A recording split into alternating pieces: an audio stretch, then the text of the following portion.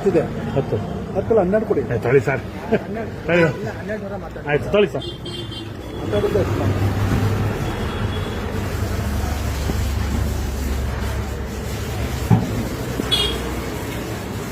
Sir, ಇವರು ಮುಖ್ಯಮಂತ್ರಿಗಳು ಒಂದು ಮಾತು ಹೇಳಿದ್ದಾರೆ.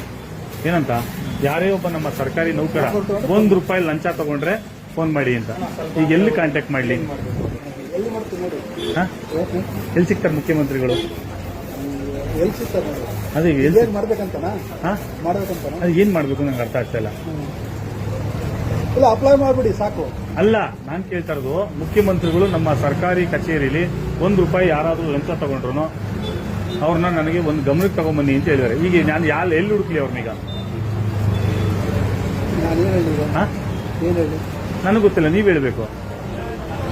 ಮುಖ್ಯಮಂತ್ರಿ ಹೇಳ್ತಾರ ತಪ್ಪ ಅಥವಾ ಅಧಿಕಾರಿಗಳು ನಡ್ಕೊಳ್ತಾರ ತಪ್ಪ ಅಂತ? ಅಲ್ಲ ಸರ್, ಒಬ್ಬ ಸಣ್ಣ ಪುಟ್ಟ ವ್ಯಾಪಾರಿ ಹತ್ರ ನೀವು 10 ರಿಂದ 12 ರೂಪಾಯಿ ಡಿಮ್ಯಾಂಡ್ಸ್ ಮಾಡ್ತೀರಿ ಹಣಕ್ಕೆ ಅಂತ ಹೇಳಿದ್ರೆ ಇದು ಎಷ್ಟು ಮಟ್ಟಿಗೆ ನೀಚ ಕೆಲಸ ಅಲ್ವಾ? ಸರ್ಕಾರ ನಿಮ್ಗೆ ಉದ್ಯೋಗ ಕೊಟ್ಟಿದೆ, ಏನಂತ? ಬಹಳ ಒಳ್ಳೆ ಕೆಲಸ ಮಾಡಿ ಜನಸಾಮಾನ್ಯರಿಗೆ ಸಹಾಯ ಮಾಡಿ ಅಂತ. ಪಾಪ ಅವ್ನು ಯಾರೋ ಸಣ್ಣ ಪುಟ್ಟ ವ್ಯಾಪಾರಿ ಹತ್ರ ಹೋಗ್ಬಿಟ್ಟು ನೀವು ಅವನು ದಿನನಿತ್ಯ ನಿಂತ್ಕೊಂಡು ಕಷ್ಟ ಬೆಳಿ. ಕರೆಕ್ಟು ಸರ್, ಅವರೇ ಸರ್ ಟ್ರೇಡ್ ಲೈಸೆನ್ಸ್ ತಗೋಬರ್ಬೇಕಂದ್ರೆ ಅಧಿಕಾರಿಗಳನ್ನ ತಾವು ಭೇಟಿ ಮಾಡಬೇಕು.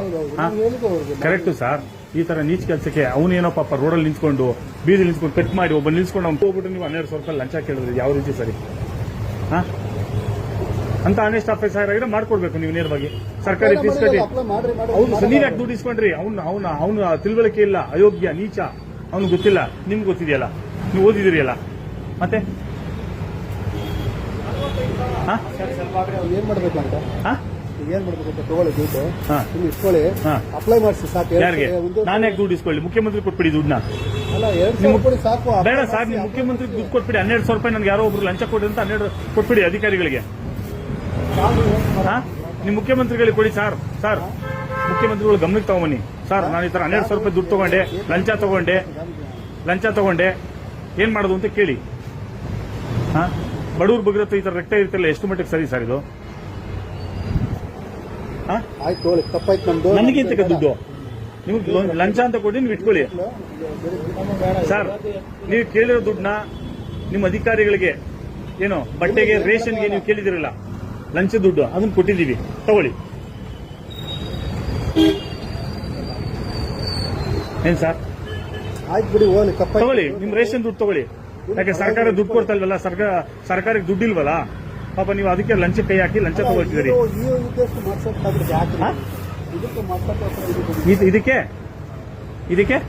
ಅಲ್ಲ, ಇದನ್ನು ಮಾಡಕ್ಕೋಸ್ಕರ ಇದನ್ನು ಇಷ್ಟೆಲ್ಲ ಮಾಡ್ಬೇಕಾಯ್ತು. ಏನ್ ಇದನ್ನ ಮಾಡಕ್ಕೆ ನಿಮಗೆ ಕೇಳ್ತಾ ಇರಬೇಕು. ಒಬ್ಬ ಯಾರೋ ಒಬ್ಬ ನಿರುದ್ಯೋಗಿ ಅವನು ಉದ್ಯೋಗ ತಗೊಳ್ಳೋಕೋಸ್ಕರ ಒಂದು ಕಟಿಂಗ್ ಶಾಪ್ ನ ಮಾಡ್ಕೊಳ್ತಿದ್ದಾನೆ, ಅದಕ್ಕೊಂದು ಸರ್ಕಾರದಿಂದ ಪರವಾನಗಿ ತಗೊಳ್ತಿದ್ದಾನೆ ಅಂತ ಹೇಳಿದ್ರೆ ಅದಕ್ಕೂ ನೀವು ಡಿಮ್ಯಾಂಡ್ಸ್ ಮಾಡ್ತೀರಾ ಅಂದ್ರೆ ಬೇರೆ ಅವನ ರಾಬರಿ ಕೆಲ್ಸಕ್ಕೆ ಹೋಗ್ತಾನೆ.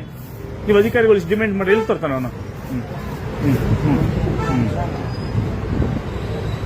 ಸುಸ್ತಾಗುತ್ತೆ ಪಾಪ ಅವ್ರಿಗೆ. ಇಲ್ಲ, ಸುಸ್ತಾಗ್ತಿದೆ ಪಾಪ. ಶುಗರು BP ಲೋ ಆಗ್ತಿದೆ ಅವ್ರಿಗೆ ಪಾಪ. ಶುಗರು BP ಲೋ ಆಗ್ತಿದೆ ಪಾಪ. ಪ್ರಶ್ನೆ ಕೇಳಿದ್ರೆ ಶುಗರ್ BP ಲೋ ಆಗುತ್ತೆ.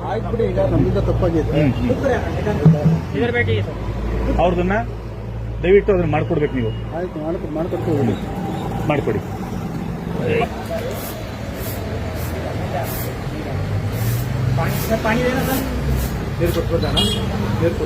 ಏನಿಲ್ಲ ರೀ, ನಾರ್ಮಲ್ ಇದಾನೆ.